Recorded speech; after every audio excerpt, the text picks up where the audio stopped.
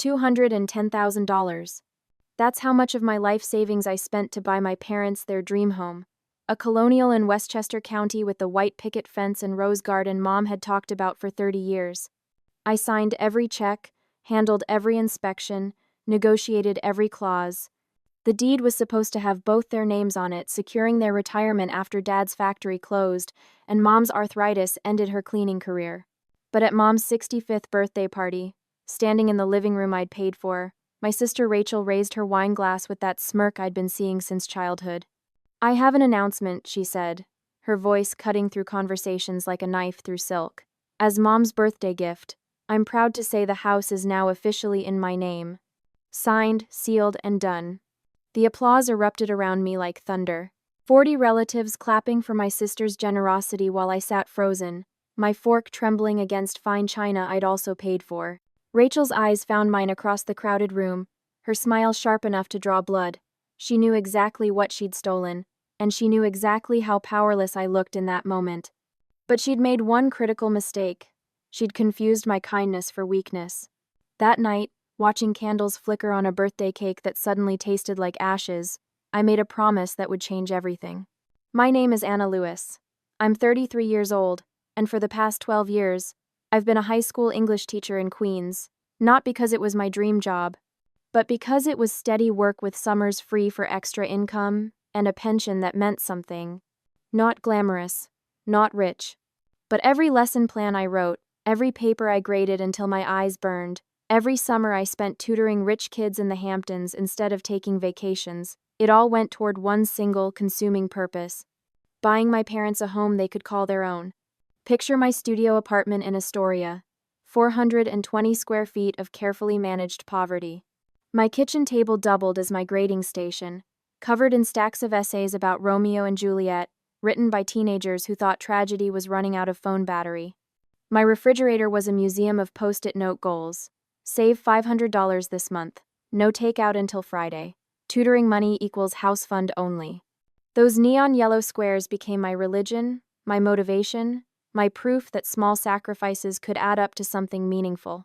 Each Post-it represented another month closer to giving my parents what they'd never been able to give themselves: security. The story started when I was 21, fresh out of college with an English degree that qualified me to teach Shakespeare to kids who'd rather be on TikTok.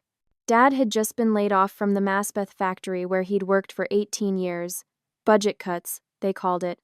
Though everyone knew it was cheaper to move operations to Mexico than pay union wages to men in their 50s. "Don't worry about us, sweetheart," he said, sitting at our kitchen table in the rental house we'd lived in my entire life, surrounded by past due notices that made the morning coffee taste bitter. "Family takes care of family. We'll figure something out." Family takes care of family. That phrase became the soundtrack to every decision I made for the next 12 years. Mom's rheumatoid arthritis had gotten worse, making her house-cleaning jobs impossible. Some mornings I'd find her in the kitchen at 5 a.m., soaking her swollen hands in warm water, trying to work up the courage to call another client and explain why she couldn't come clean their toilets anymore. "One day we'll have a home that's truly ours, Anna," she'd say, her voice carrying that mix of hope and resignation that comes from wanting something for so long it starts to feel like fantasy. "With a garden where I can grow my own tomatoes, and a front porch where your father can sit and watch the neighborhood. A home of their own." In Queens, that meant at least $400,000 for something that wouldn't embarrass them in front of the neighbors. For a teacher making $47,000 a year, it might as well have been $1 million. But I had something my sister Rachel, the marketing executive with her Manhattan apartment and designer handbags, didn't have: patience, and the willingness to sacrifice everything for people I loved. While Rachel was building her career and her social media presence, posting photos from wine tastings in Napa and weekend trips to Martha's Vineyard, I was working 3 jobs and living like a monk.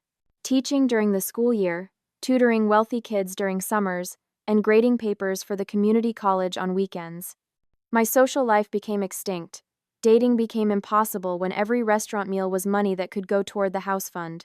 Friends stopped inviting me places because I always had the same answer: "I can't afford it right now." The family dynamics crystallized around our roles. Dad, the dreamer who always had a get-rich-quick scheme that required just a little more time to pay off. Mom, the peacekeeper who smoothed over every conflict with casseroles and optimism. Rachel, the golden child whose success in marketing made her the star of every family gathering. And me, the dependable one, the glue holding everyone together, the daughter whose sacrifices were so constant they became invisible. Every Christmas, every birthday, every family dinner followed the same script. Rachel would arrive with expensive gifts and stories about her latest promotion, while I'd show up with homemade presents and updates on my savings account balance. Her successes were celebrated with champagne and toasts.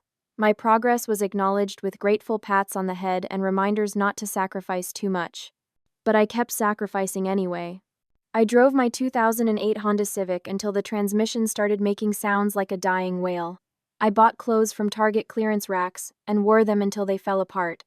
I lived on pasta and beans and whatever vegetables were marked down at the grocery store on Sunday nights. The post-it notes multiplied like evidence of my dedication. Month 47, $23,850 saved. Month 63, $41,200 saved. Month 89, $67,450 saved.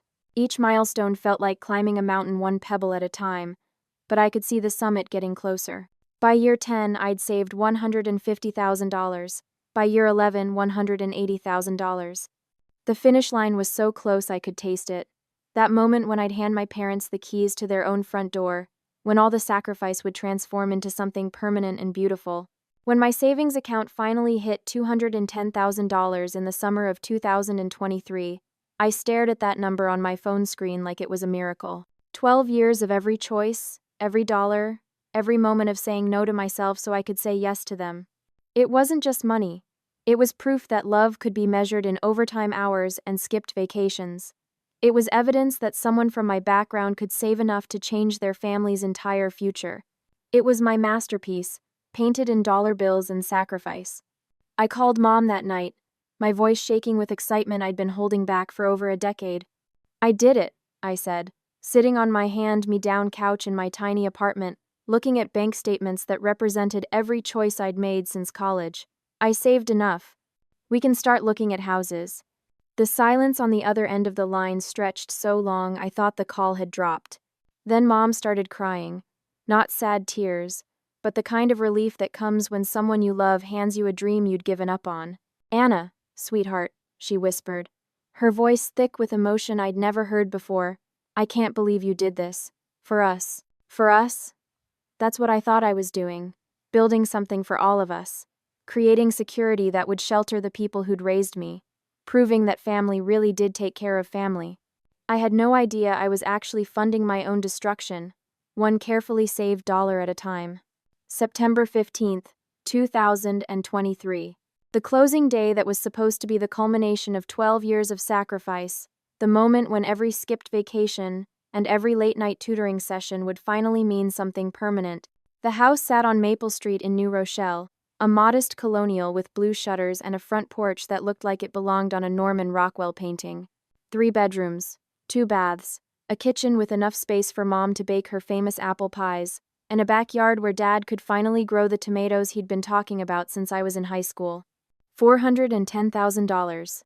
After my $210,000 down payment and the mortgage I'd co-signed, the monthly payments were manageable on my teacher's salary. Tight, but manageable. The American dream, purchased 1 overtime hour at a time. I sat in the lawyer's office, my hand shaking as I signed document after document, each signature representing a piece of my financial future. The cashier's check felt impossibly light for something that had taken 12 years to earn. Just a thin piece of paper that contained every sacrifice I'd ever made. "This is for them," I whispered to myself as I handed it across the mahogany table, watching the seller's attorney deposit it like it was routine, like it wasn't the physical manifestation of someone's entire adult life. The keys were warm in my palm when they handed them over.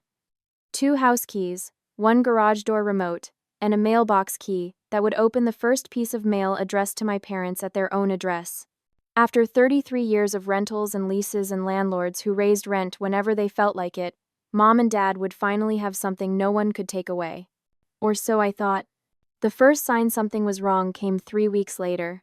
I was grading papers in my apartment when Mom called, her voice carrying that careful tone she used when she was trying not to start a fight. "Anna, honey, we got some mail today that seemed odd. Bank statements with Rachel's name on them, addressed to the house, and some paperwork from the county about property taxes that I don't understand." My red pen froze halfway through, correcting a dangling modifier. "What kind of paperwork?" "Tax bills, I think. But they're addressed to Rachel Lewis. Not your father and me. Not you. Just Rachel." The essays in front of me suddenly seemed insignificant. My students' analysis of Hamlet's tragedy felt like children's games compared to the ice-cold dread that was crystallizing in my stomach. "Mom, that has to be a clerical error.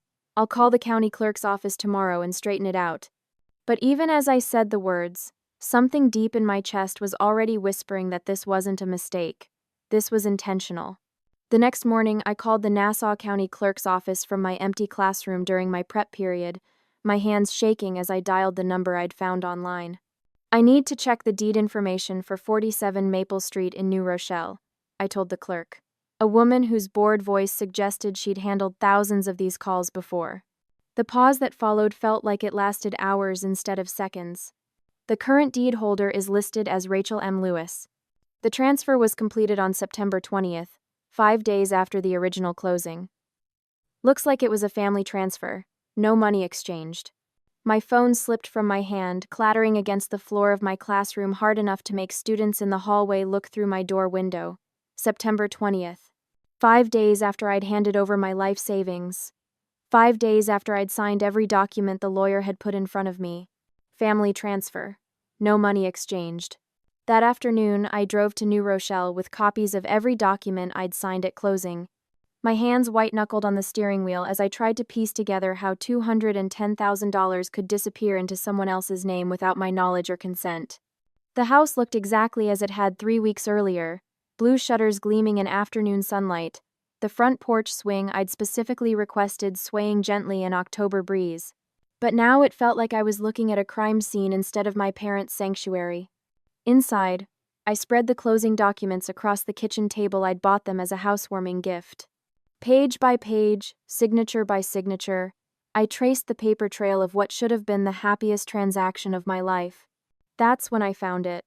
Page 17 of the deed transfer documents, a signature that read Anna M. Lewis in handwriting that looked almost like mine but wasn't quite right. The A in Anna was too rounded. The L in Lewis slanted the wrong direction. Someone had forged my signature.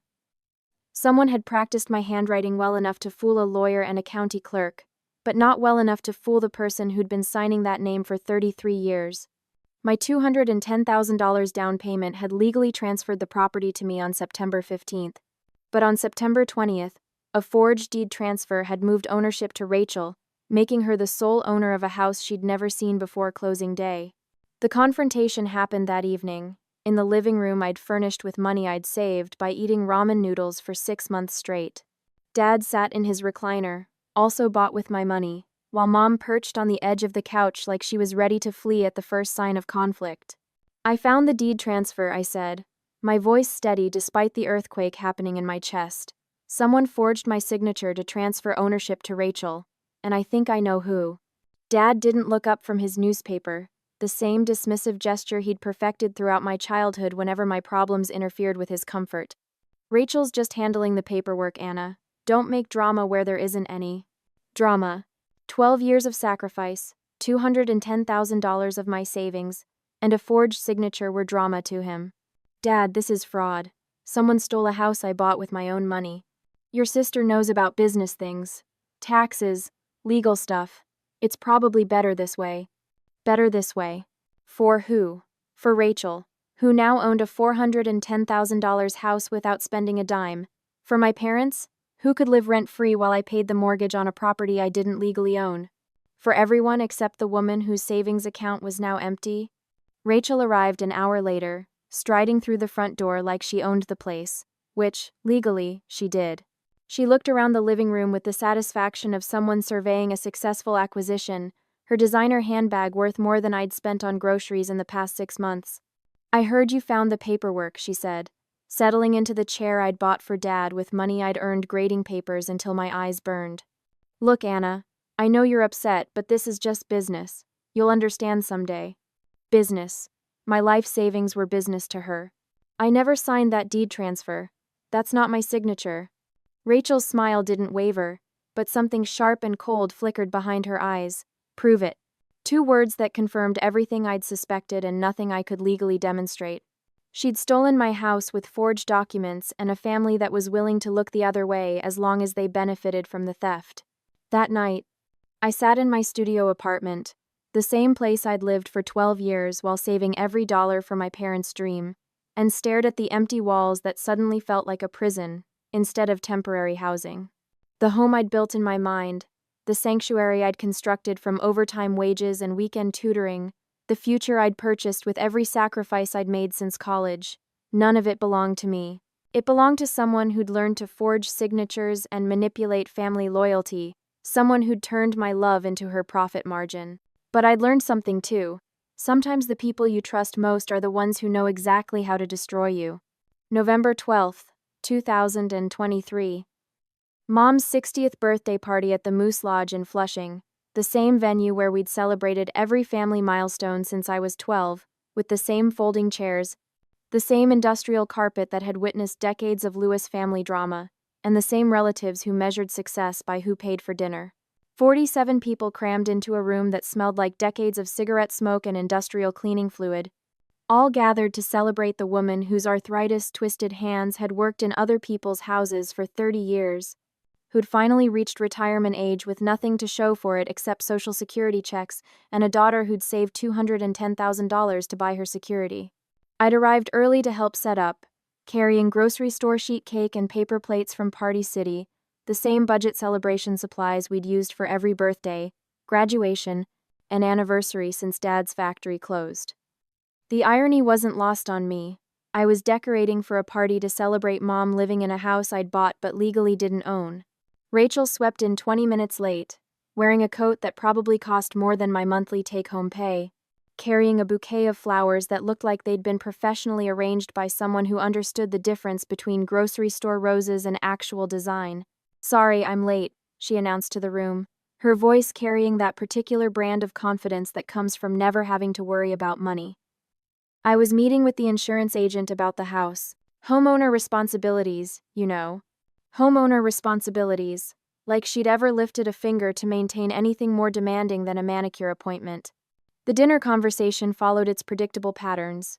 Cousins discussing their kids' college plans they couldn't afford, uncles arguing about sports teams they'd never play for, aunts comparing grandchildren like they were competing in some invisible family Olympics. I picked at my chicken parmesan and listened to small talk that felt increasingly meaningless. Then Rachel stood up. The room quieted with that particular hush that precedes either toast or disaster. She raised her wine glass, red wine in a plastic cup that probably cost 37 cents, and smiled with the satisfaction of someone who'd been waiting all evening for this moment. "I have an announcement to make," she said, her voice carrying across the lodge with the authority of someone who'd never doubted her right to command attention. My stomach dropped before my brain processed why.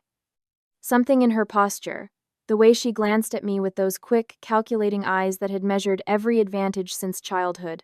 "As many of you know, Mom and Dad have been living in their beautiful new home for the past 2 months." She paused for effect, letting that sink in while 47 pairs of eyes focused on her like she was delivering breaking news instead of stating obvious facts. "What you don't know is that I've officially taken over as the homeowner.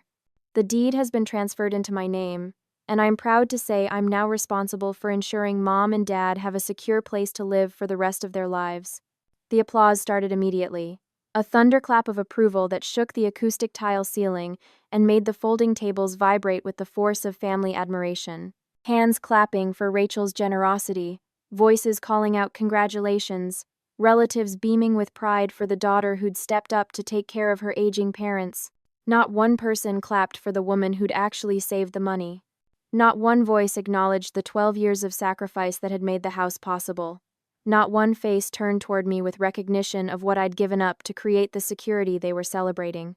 I sat frozen in my metal folding chair, my knuckles white around a plastic fork that suddenly felt heavy as lead, watching my entire family celebrate my sister's theft like it was an act of charity rather than calculated fraud. Rachel's always been so responsible with money, Aunt Margaret whispered to the woman sitting next to her, her voice carrying across the table like she was discussing the weather instead of someone else's financial destruction. Anna's wonderful, of course, but Rachel has that business sense. She knows how to handle property. Business sense. The family code for she knows how to steal from her sister and make it sound like smart planning. Dad stood up next, his face glowing with paternal pride as he looked at Rachel like she'd just donated a kidney instead of stolen a house. "It's only fair," he announced to the room, his voice carrying that tone of moral authority he'd perfected throughout my childhood. "Rachel understands property management, taxes, all that complicated stuff. Anna did her part by helping with the down payment, but Rachel's the one with the skills to actually protect our investment." Fair. They called it fair. 12 years of every sacrifice I'd made, $210,000 of my savings. A life spent choosing their security over my own happiness, reduced to helping with the down payment while Rachel got credit for protecting the investment. The birthday cake arrived on schedule. Grocery store sheet cake with Happy 60th Mom, written in blue icing that had probably been squeezed from a tube by some teenager making minimum wage. I watched Mom blow out the candles while everyone sang off-key, the same family tradition that had marked every birthday of my childhood, now taking place in a house I'd bought but would never own. Each bite of cake tasted like sawdust mixed with humiliation. The vanilla frosting stuck to the roof of my mouth like paste, and I had to wash it down with Diet Coke that had gone flat from sitting too long on tables that wobbled whenever someone leaned against them. The party continued around me, relatives catching up on gossip, kids running between tables, the normal chaos of family celebration, but I felt like I was watching it through bulletproof glass, present but separated from the joy that everyone else seemed to be sharing. When I finally escaped to the parking lot, the November air hit my face like a slap. The Moose Lodge's neon sign buzzed and flickered overhead, casting everything in harsh red light that made the asphalt look like it was bleeding. I sat in my Honda Civic, the same car I'd been driving for 8 years because buying a new one would have meant delaying the house fund, and cried until my ribs ached from the force of it. 12 years of sacrifice, dismissed as helping with the down payment. My entire adult life, reduced to a footnote in Rachel's success story. But somewhere between the third and fourth wave of tears, something shifted. The crying stopped not because the pain was gone, but because tears weren't going to fix what had been broken. Crying wouldn't get my money back. Crying wouldn't expose their fraud. Crying wouldn't teach them that stealing from family has consequences. I pulled out my phone and started making a list, not of grievances but of actions. Phone numbers for lawyers who specialized in fraud cases. Contact information for forensic handwriting experts. Documentation I'd need to prove what they'd stolen and how they'd stolen it. They'd humiliated me in public, celebrated their theft in front of 47 witnesses, turned my sacrifice into their triumph, while I sat silent and swallowed my rage with birthday cake that tasted like betrayal. But humiliation is temporary. Evidence is forever.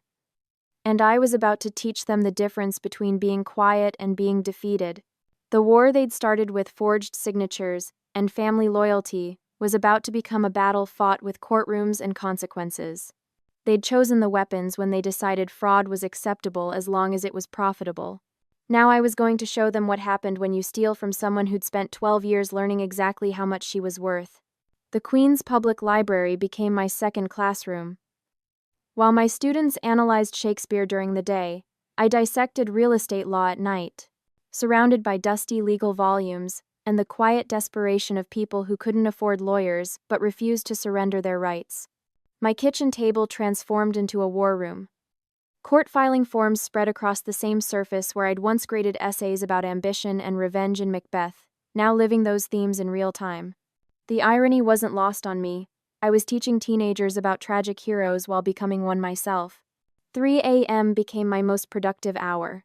The building was silent except for the hum of my refrigerator and the scratch of my pen across legal pads, filling pages with arguments that would either restore my financial future or confirm my family's belief that I was too naive to fight back. Pro se litigation, they called it. Representing yourself in court because you can't afford the $400 an hour lawyers who handle fraud cases for people wealthy enough to be worth stealing from. I learned that term along with burden of proof, preponderance of evidence, and statute of limitations, legal phrases that became my new vocabulary. The first lawyer I met with, a consultation that cost me $150 I couldn't afford, looked at my handwritten notes and photocopied documents with the expression of someone who'd rather be anywhere else. Family disputes are complicated, he said, adjusting his tie that probably cost more than my monthly grocery budget, proving forgery is expensive. Court battles with relatives, they get messy. Are you sure you want to pursue this? Messy. Like my 12 years of sacrifice weren't already messy enough. But the fourth lawyer I contacted, Maria Santos, who specialized in elder fraud and family financial abuse, listened to my story with the attention of someone who'd seen this pattern before. I'll take this pro bono, she said. Her office cramped but organized, law books stacked floor to ceiling like weapons in an arsenal. Your case has merit, and frankly, I'm tired of watching families destroy each other over money while the thieves walk away clean. Filing the lawsuit felt like jumping off a cliff. Fraud charges against my own sister, seeking restitution of $210,000 plus damages, alleging forgery and conspiracy to commit theft. Legal language that transformed family betrayal into criminal behavior with potential prison sentences. The court summons arrived at Rachel's Manhattan apartment on a Tuesday. By Thursday, my phone was ringing with calls from relatives who'd suddenly developed opinions about family loyalty and the importance of keeping private matters private. You're destroying this family over money, Aunt Margaret said, her voice sharp with disapproval. Rachel was just trying to help. Do you really want to send your own sister to jail? Jail. The word hung in the air like a threat, except I wasn't the one who'd committed crimes worthy of incarceration. The first hearing was scheduled for February 14th, Valentine's Day irony for a case about love turned toxic. I walked into Queens County Court wearing my best teaching outfit, carrying 3 binders of evidence organized with the same obsessive detail I brought to lesson planning. Rachel arrived with a lawyer who looked like he'd stepped off a corporate law firm billboard, his suit worth more than my car. She sat at the defendant's table in designer heels that clicked against courtroom floors like a countdown to judgment. Judge Patricia Williams called the case at 2:30 p.m., her voice carrying the authority of someone who'd spent 20 years watching families destroy themselves over money, property, and the illusion of fairness. This is a civil action for fraud, forgery, and conspiracy, she announced, reading from court documents that reduced my life's destruction to legal terminology. Miss Lewis alleges that her signature was forged to transfer property she purchased with her own funds. The moment came when my lawyer presented the handwriting analysis. 2 documents side by side on the projection screen, my real signature from the original closing documents, and the forged signature from the deed transfer that had stolen my house. Judge Williams leaned forward, adjusting her reading glasses as she studied the evidence that would determine whether justice existed for people like me. Miss Lewis, she said, her voice cutting through the courtroom silence, this signature doesn't match. The formation of letters, the pressure points, the slant, they're distinctly different handwritings. For the first time since November, I saw cracks appear in Rachel's composed facade. Her lawyer whispered urgent conversations while she stared at evidence that couldn't be explained away with family dynamics or business sense. That hearing lasted 4 hours. 4 hours of testimony, document review, and expert analysis that proved what I'd known since the day I found those forged papers. My sister had stolen my house with fraudulent documents and family complicity. But it wasn't about the house anymore. Somewhere between learning legal terminology and sitting in courtrooms that smelled like decades of human conflict, I'd realized something fundamental had shifted. I'd stopped being the daughter who sacrificed everything for family approval and started being the woman who fought for her own worth. I'd stopped accepting other people's definitions of fairness and started demanding justice on my own terms. The 12-year-old girl who'd believed family meant safety was gone, replaced by someone who understood that love without boundaries becomes permission for abuse, and that sometimes the most loving thing you can do is refuse to be destroyed by people who mistake your kindness for weakness. I wasn't just fighting for $210,000. I was fighting for the right to exist as someone whose sacrifices mattered, whose work had value, whose signature couldn't be forged, and whose future couldn't be stolen by people who'd confused her generosity with stupidity. In that courtroom, watching my sister's lawyer scramble to explain handwriting that didn't match and transfers that couldn't be justified, I finally understood what I'd been searching for my entire adult life. Not their approval, not their gratitude, not their recognition of my sacrifice.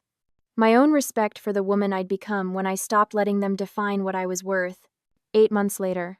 Easter dinner at the house I'd bought, lost, and legally reclaimed through 18 months of courtroom battles and sleepless nights, spent learning that justice isn't guaranteed but it's worth fighting for. The same relatives who'd applauded Rachel's announcement now sat around the dining room table in uncomfortable silence, their conversations stilted and careful, like they were navigating a minefield of their own complicity.